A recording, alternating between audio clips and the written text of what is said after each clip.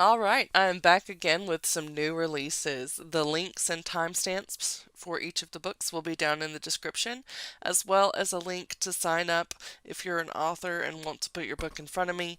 Never guarantees that you'll be featured, but it does up your chances of me knowing that your book is available.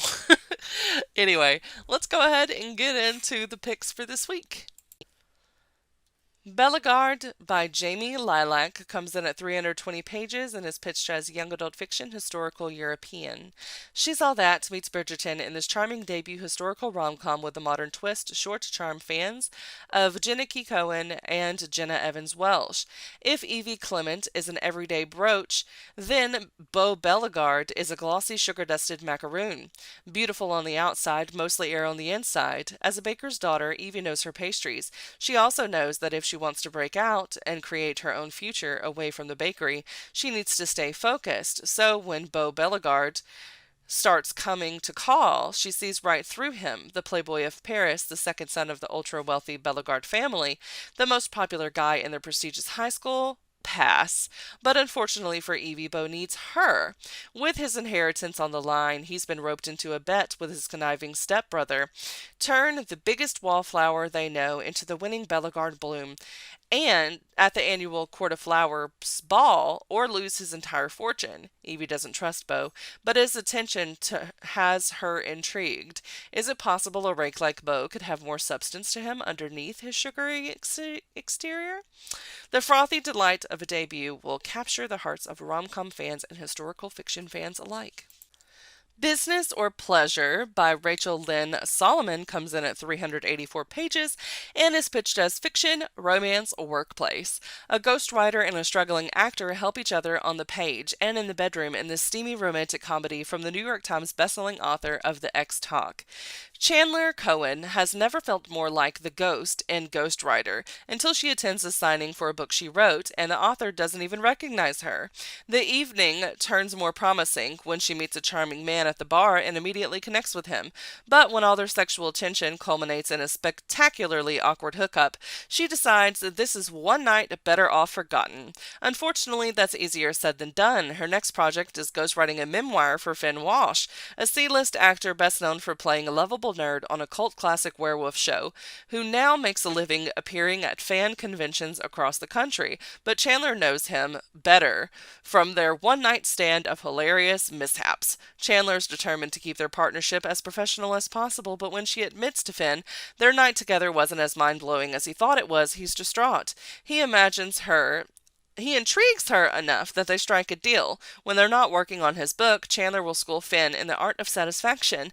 As they grow closer, both in and out of the bedroom, they must figure out which is more important, business or pleasure, or if there's a way for them to have both. I Wish We Weren't Related by Radhika Sangani comes in at 400 pages and is pitched as fiction, cultural heritage. After a shocking phone call from her mother, Riva Mehta's life starts to sound like the plot of a Bollywood drama. From the outlandishly funny author of 30 Things I Love About Myself comes a hilarious, heartwarming novel about love, family, and new beginnings. 34-year-old Riva thought her life couldn't possibly get more complicated until her semi-famous Bollywood mother calls to tell her that she's been lying to her daughters for decades. The father they thought died 30 years ago has been alive this whole time. Only now he actually is dead. Worse, his dying wish was for Riva and her sisters, Sita and Jaya, to attend his funeral prayers, which means spending a fortnight together at his house, surrounded by relatives they never knew existed. Riva already has more than enough going on in her life. She's an overworked London lawyer. Her hair is falling out due to stress-induced alopecia. She can't decide if her new boyfriend, Nick, is really as wonderful as he appears to be, and her brand new cat is playing hard to get, even for a cat. And now she has to spend 2 weeks with the sisters she hasn't spoken to since Jaya stole her boyfriend and Sita took her side. But as Riva slowly learns more about their father and his life with the help of his sister, aka her new wise Satya auntie, she starts to uncover the complicated truth of their past and realizes she needs Jaya and Sita more than she ever could have imagined. A Lady's Guide to Scandal by Sophie Irwin comes in at 386 pages and is pitched as historical fiction. Internationally best-selling author Sophia Irwin brings us another delightful escapist historical romance led by an audacious heroine who has suddenly inherited a fortune, but it has strings attached. When shy Miss Elsa Balfour married the austere Earl of Somerset 20 years her senior, it was the match of the season, no matter that he was not the husband Eliza wanted.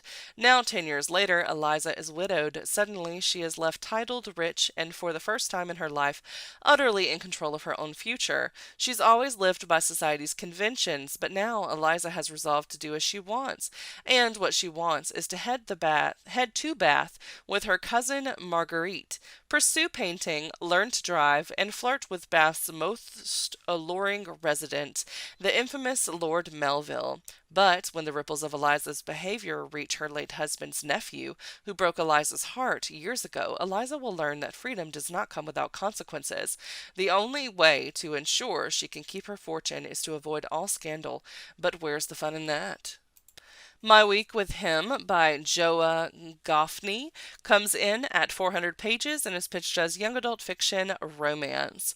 From Joya Goffney, author of Excuse Me While I Ugly Cry, comes her third stunning YA novel, a stirring coming-of-age, best friends to lovers romance about a girl named Nikki who plans to run away from small-town Texas but ultimately finds that her oldest friend, Mal, just might be the one who's been there for her all along. Filled with Joya's signature heart and humor, this book captures complex family dynamics, friendship, and love. For fans of I Want to Be Where You Are by Christina Forrest and Counting Down with You, which I absolutely loved, by Tashi Bhuiyan. After a painful betrayal by her sister and a heated argument with their mother, Nikki is kicked out and finds herself homeless over spring break, only 2 months away from graduation. But instead of relying on anyone, especially someone like Malachi and his rich, overeager, overgenerous parents to give her a home, and instead of waiting for her dad, who isn't actually her birth dad, to talk some sense into her heartless mother, again, she decides to jet. She'll drive as far as her car will take her, so long as it's away from that woman.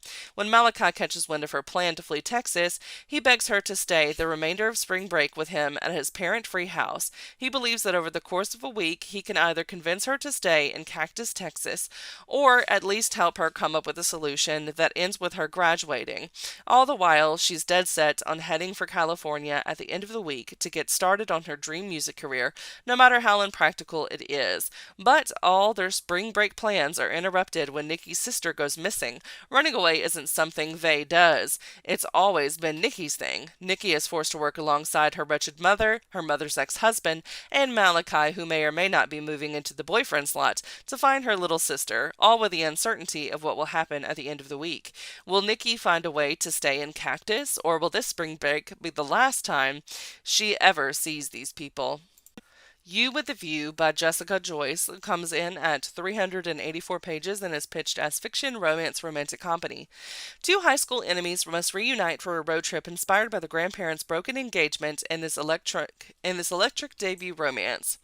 Noel Shepard is unemployed, living with her parents and grieving the loss of her beloved grandmother when she discovers decades-old photos of Graham and a smitten man, tucked alongside a love letter. She creates a TikTok to search for the mystery man, which goes viral, and she is shocked when his grandson responds, a man who happens to be her high school nemesis, Theo Spencer. Noel refuses to let Theo's annoying accomplishments and adulthood or his sexy smirk stand in the way of meeting his grandfather and unlocking the secrets he knew about her Graham as a young woman.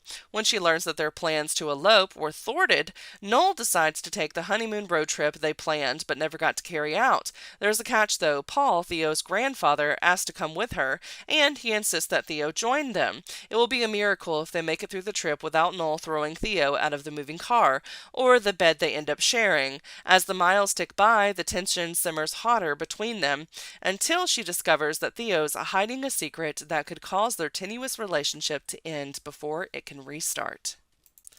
Wanderlust by Ellie Everhart comes in at 368 pages and is pitched as fiction, romance, romantic comedy.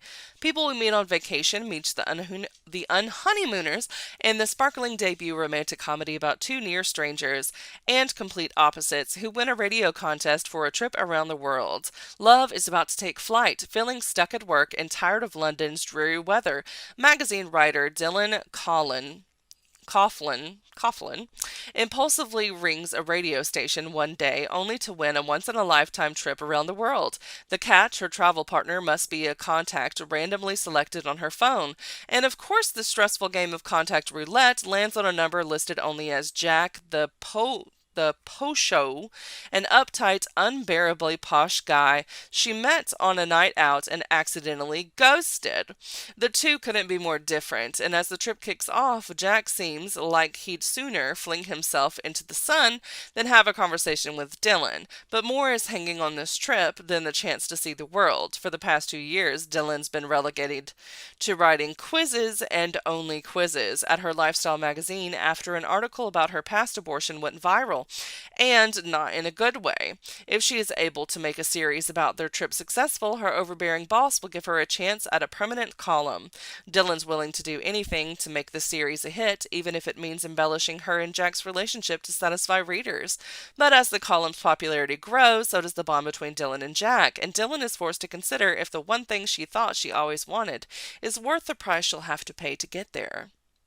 All right, that's all the books I have for this week. Don't forget to like, subscribe, share with friends, and leave a comment down below to let me know which of these books you plan on checking out, or if there's a different book that was not featured that you're planning on reading this week. And I will see you all next time. Bye!